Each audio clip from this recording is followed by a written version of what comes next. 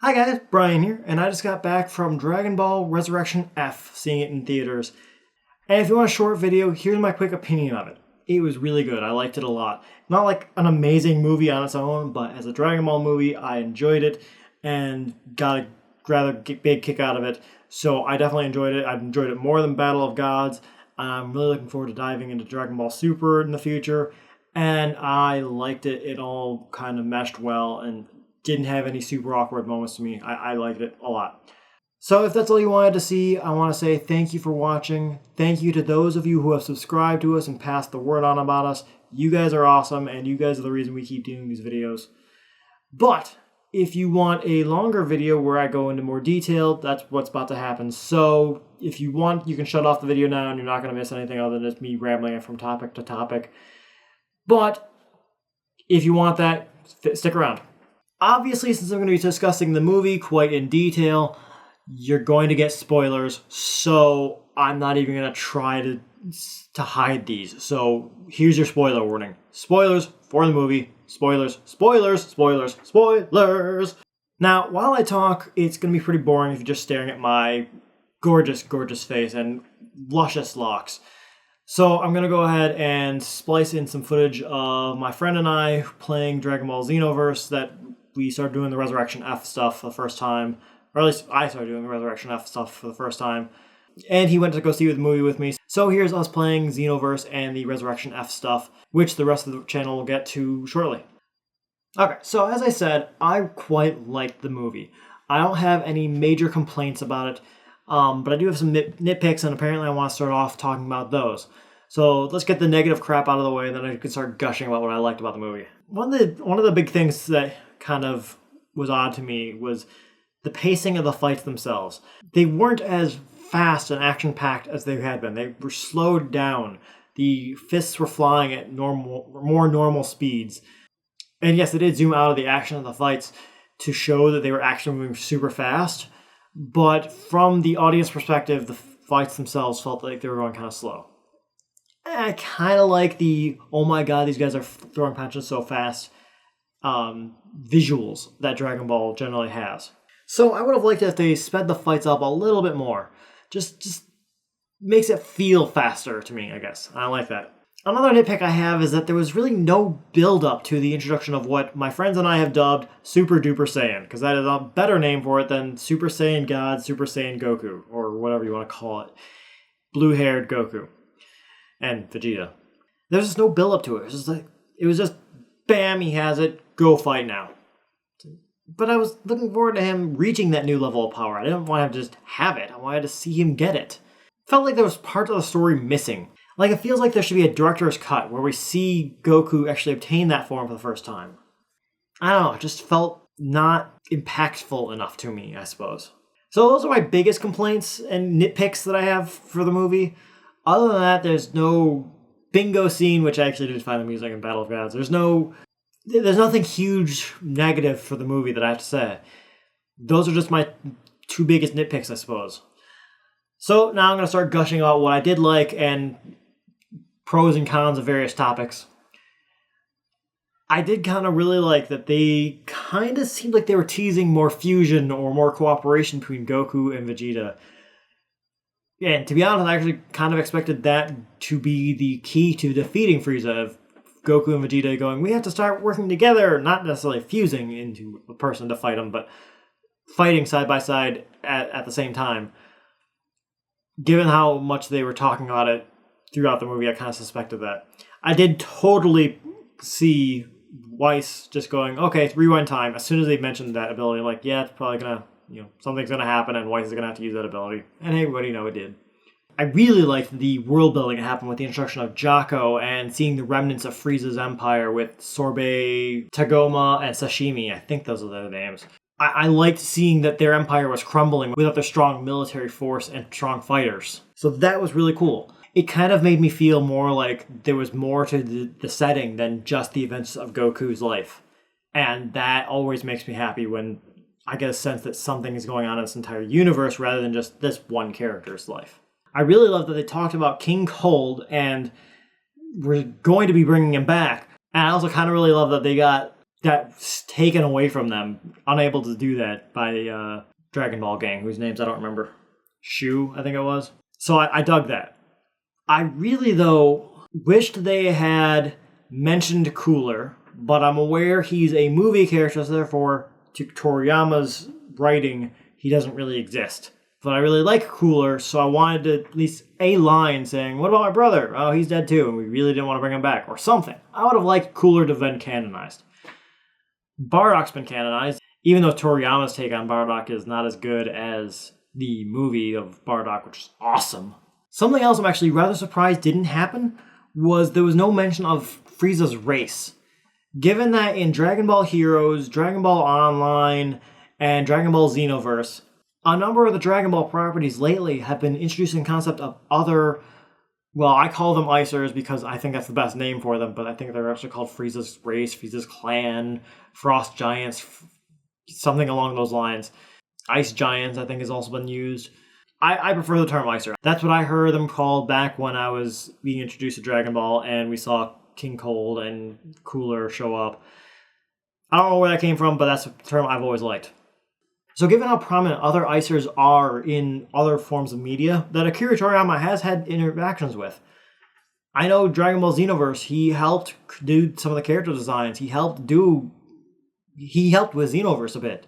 So I'm actually surprised that he didn't make mention of other Icers at all. There is actually one thing I'm really surprised about for this movie, is that the amount of spoilers that were out there on the internet that weren't even attempted to be hidden at all were just kind of annoying to me. I really, really like going into a movie as blind as possible, going into a piece of media as blind as possible. When there's a game coming out that I like and I want to play it, I ignore it. I don't want to see any trailers. I generally watch trailers, but I don't go to forums discussing it. I don't go anywhere because I want to be as virgin as possible with the game. I want every single surprise to be impactful and surprising to me. So, given that this movie had so many spoilers that were just is so annoying to me, and really is probably one of the big things that I'm going to remember about this movie. Every time I look at this movie, I'm going to remember, oh yeah, I had the thing basically completely spoiled for me before I even saw the movie. I wanted Golden Frieza to be a surprise to me. I wanted Super Duper Saiyan to be a surprise for me. I didn't want to know about Super Duper Saiyan until I sat down in theaters and saw Goku transform into it. I didn't want to know Vegeta had attained that form as well. I wanted to go into that movie theater with no knowledge at all. But every news source, and even Tamashii itself, spoiled all that stuff for me because, hey, here's some figures that you want to pre-order. Oh, there's a blue-haired Super Saiyan Goku. Okay, thanks. Oh, thank you, Saiyan Island, for posting a picture of Golden Frieza on your main site without any spoiler tags at all. Now, about seeing it in a theater with a whole bunch of other people. And I saw it in a pretty packed theater. There were very few empty seats in that theater. It was a whole different experience seeing Dragon Ball Z with a whole bunch of Dragon Ball fans.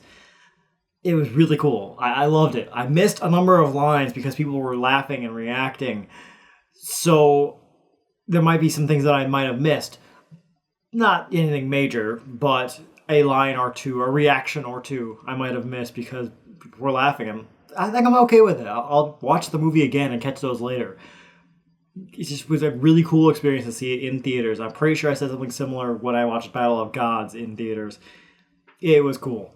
I literally saw a guy who dressed as Master Roshi, complete with turtle shell on his back, come into the theater. There wasn't as much cosplay at my theater as I would have probably liked and got a kick out of, but, you know, it wasn't exactly like it was a Comic-Con event or anything, so the fact that there was any was still kind of cool.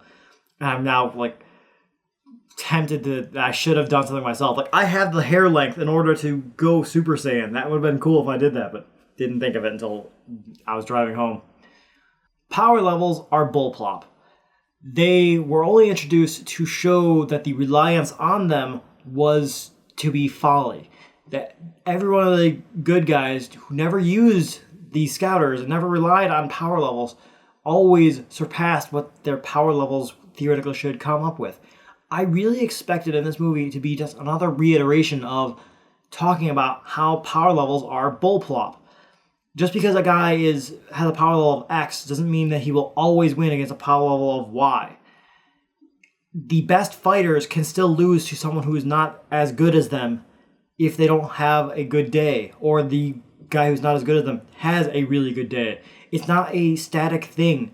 Guys can lose to people who they wouldn't always lose to, and guys can win against people who they wouldn't always win against.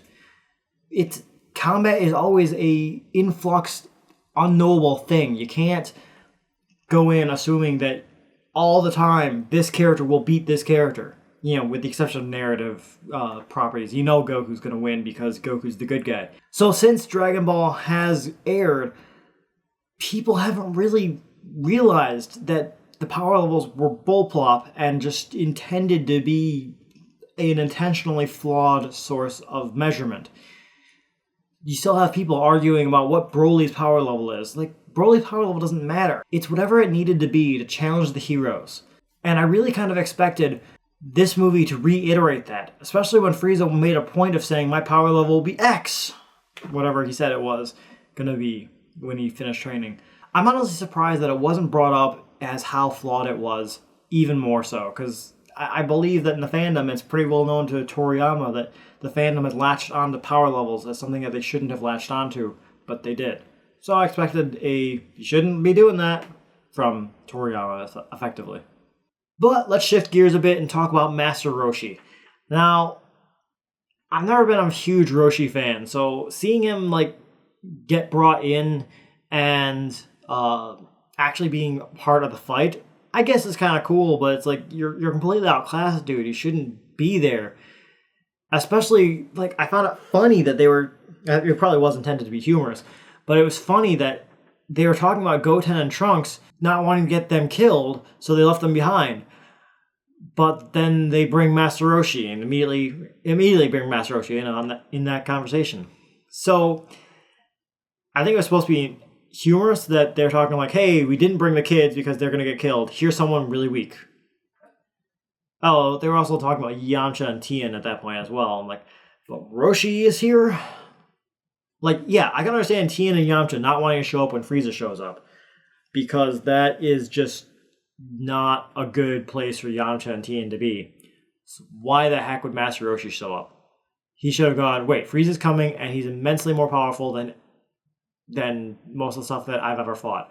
I'm not going to be useful here. That said, I did kind of get a kick out of him fighting Frieza's minions, and to be honest, I actually thought Frieza's minions probably would be a decent match for him. He probably is about his par on those guys. So I bought his fight, even though I did find it dumb for him to be there. Speaking of someone who wasn't there, 18. I loved that she pointed out, I am stronger than you. And Krillin was no, you gotta stay here and protect our daughter. I think it probably would have been better if 18 said, no, screw it, I'm coming with you. Or maybe you should stay here and protect our daughter. Because 18 is right, she is stronger, and it would have been nice to have a strong female character in the fight on the hero side. But I liked 18 in it. She had short scenes, but I liked her. Krillin. I liked Krillin. He had good reactions. I really liked, when I realized he was the police officer chasing down those guys, I'm oh, that's Krillin. Yeah, that works very well. I like that. And he didn't have a dumb mustache either, so thank you for destroying that GT part.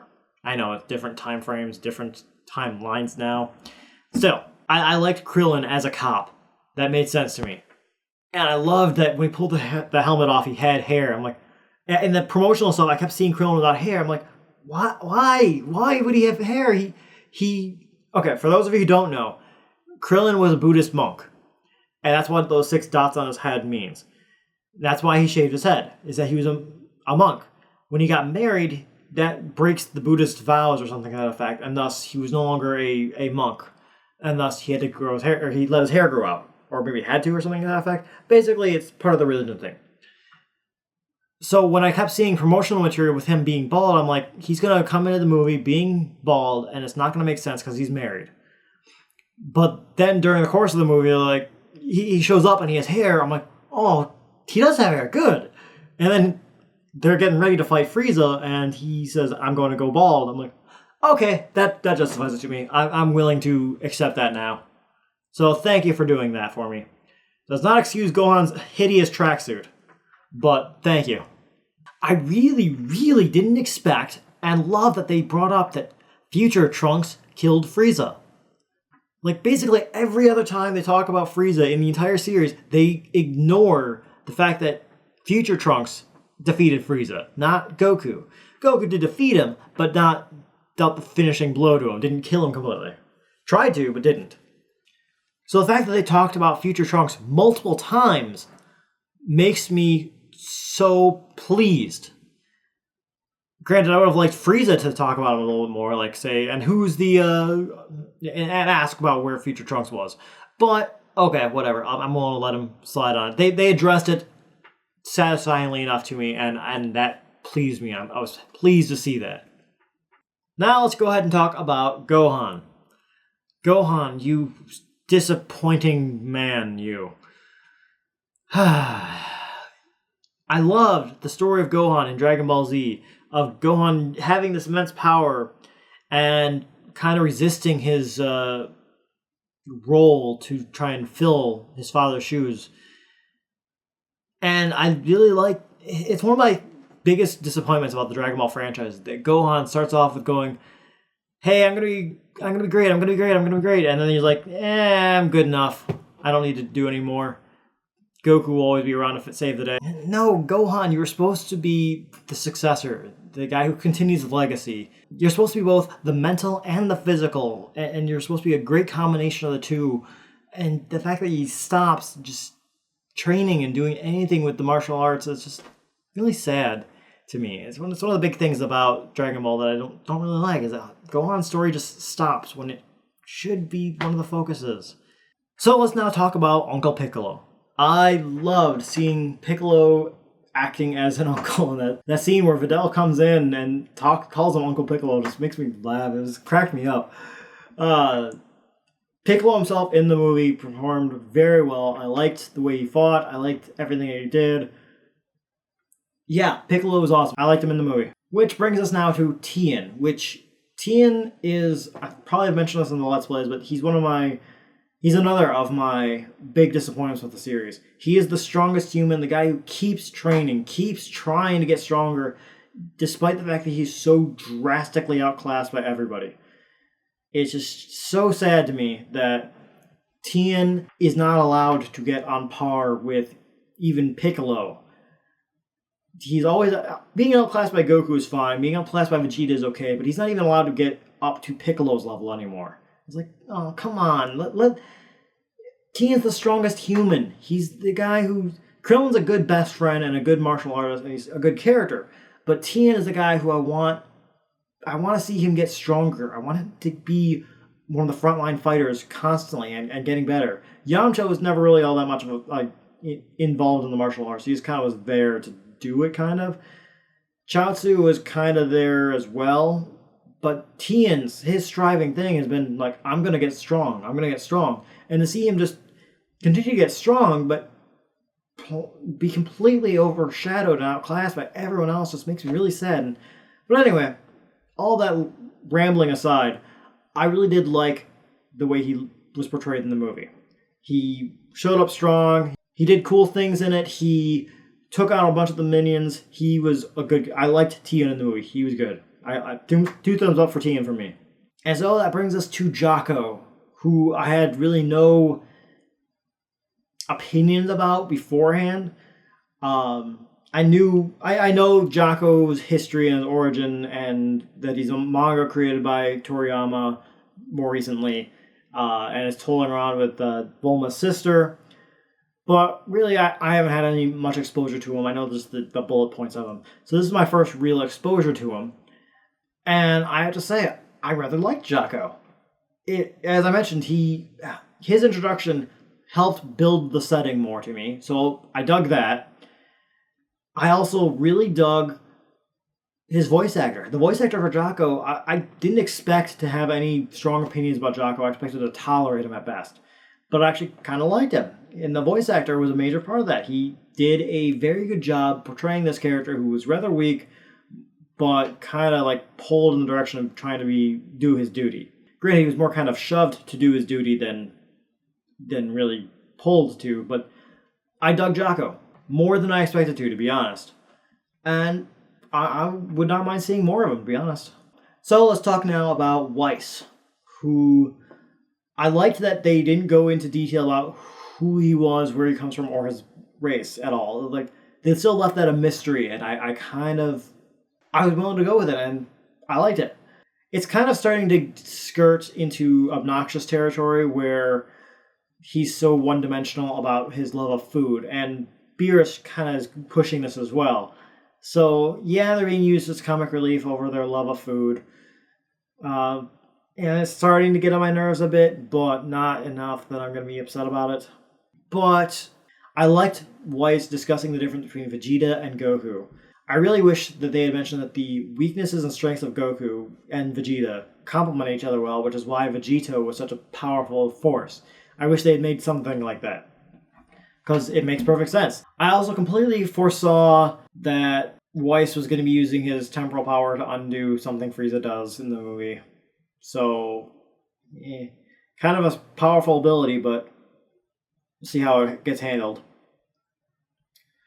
And Beerus. I really liked Beerus in the movie. He continued on with his tradition of... He felt like the character. He did not feel like the character had been altered to appear in this movie. It felt like kind of a continuation of the character. So I bought him. I loved his interaction with both Frieza and Vegeta, and I really liked his interaction with the characters. I like these characters. I'm glad that they were introduced, and they were done well in the movie. Alright, now we're getting to the meat and potatoes. Let's talk about Vegeta. I loved that Vegeta and Goku had this agreement of who was going to fight Frieza, and that Vegeta kept saying it was my turn, my turn, my turn. I loved Vegeta actually started fighting Goku about who's going to continue fighting Frieza. That was great. That was, like, very fitting for Vegeta's character, I thought. So, pleased with that. I really, like I mentioned before, I really don't like that they just automatically had Super Duper Saiyan. I was under the impression that the Super Duper Saiyan was caused because of Goku's interaction with his Super Saiyan God powers now. So why did Vegeta also have Super Duper Saiyan? He never went Super Saiyan God. Or if he did, that seems like something fantastic that we should have seen. So it just kind of irked me a bit that he automatically had Super Duper Saiyan. Almost more than it irked me that Goku automatically had it. There was no explanation for how he got it. It kind of bugged me. It bummed me out. To be honest, I actually expected Vegeta to have more of a role in this movie than he did. Because after Battle of Gods came out, Toriyama had mentioned that he would love for the next one to focus more on Vegeta. Given that Toriyama had said that he wanted Vegeta to play a bigger role, and Frieza coming back, I just kind of figured that there was going to be a lot more to do with the destruction of Planet Vegeta. I actually expected we were going to see Bardock given his popularity as well, which obviously didn't happen. So, it's just... I expected him to have a bigger role than he did. I was pleased with what he had, but would have liked to have seen a little more, I suppose. And then, let's talk about now Frieza himself. I love that he flat out said he'd never had to train a day in his life, and it makes sense. If he was that strong from the get-go, he kind of would be that egotistical, that monstrous, if you will. And to finally have somebody just smack him down, to make him go, okay, now I have to train. Granted, 4 months isn't exactly a long amount of time to train, but I'm willing to buy it based on his reactions. This is the first time that he's really had to train, and who knows what his capabilities are. So, given 4 months, and then they call out the fact that, I bet you rushed over to Earth as soon as you got that golden form, didn't you? He's like, yeah, so. I completely would buy that. I can completely see Frieza going, okay, I have to train now. Training. Suddenly, bam, golden Frieza. And he's like, holy crap, I'm stronger than ever. I'm going to go to Earth now and slaughter everyone. That's awesome. I'm okay with that. That seems very fitting for Frieza. I'm honestly surprised that his hell didn't include more references to Goku, but his hell was amusing to me. I really, really loved that A, it was called hell, and B, I loved the water above his layer of hell. That makes my creative brain just spark with, oh, that's so awesome that above him is just this ocean of water. Ah, it's cool. And Goku. I don't really know what to say about Goku. He was very Goku-like. He was done well. This did not seem like a different character. This does not seem like a different Goku than the one I had seen 20 years ago when I watched the series. This definitely seemed like the same character, just stronger. I said this in my Battle of Gods video. I don't like the look of the Super Saiyan God, nor do I like the look of the Super Duper Saiyan. It just seems like par of the course, I suppose. It just seems kind of predictable when Super Saiyan 4 looked radically different. And if you're going to go with something called Super Saiyan God, it seems like you should go with something radically different. I don't know, I'm just not liking Super Duper Saiyan as much as regular Super Saiyan. The transformation sequence was cool. I love the sparkly blue effects that were flaking off their body as they transformed. That was cool. But Super Saiyan just looks cooler. And I guess that's really all I have to say about Goku. Is just he was still good. I like the character. So, yeah. Good job, I guess. I don't know, nothing amazing about him. One thing I'm surprised about with Goku, though, is that they seem to be implying the message that compassion is bad. That Goku shouldn't have had compassion for Frieza. When I am of the opinion that a hero is a better hero when he always has compassion. When he always is willing to give the villain the chance to redeem themselves. That no one is beyond redemption. That, to me, is what defines a hero, is somebody who is willing to give the bad guy the chance to redeem himself. Yes, there are horrible people in the world, and yes, there are horrible characters, and I don't think anyone should be denied compassion. That's what makes a hero to me. So to see Goku do that, and be compassionate. Like, yes, okay, good. That's one of the reasons I love Goku, is because he's compassionate and always is willing to say, you know, if you stop fighting, I'm not going to have to beat you. Yet in this movie, they seem to imply that having compassion for your enemies is a weakness. They chastised Goku several times for his compassion. And that's, I don't know, that just felt wrong to me. But to see that message potentially implied just kind of, I don't know, made me sad, I guess. So yeah, my final thoughts on the movie are rather positive. I quite liked it. I love that it's leading into a new series. I love the world building that it did. I really liked the movie. I'm pleased with it and want to see it again. And looking forward to diving into Dragon Ball Super. I like it. But I am actually really curious what you guys thought of the movie. So let me know down below what you guys thought of it. What did you think of Roshi? What did you think of Bulma showing up? What did you think of Jocko? He's a brand new character. What do you think of him? Golden Frieza, Super Duper Saiyan. What do you think? I want to know what you guys think. So I want to sincerely thank those of you who have watched this video, those of you who watch our videos, and those of you who have subscribed to us and passed the word along. Thank you guys. You guys are awesome. You're the reason we keep doing these videos. Until next time, guys, I will see you later. Bye.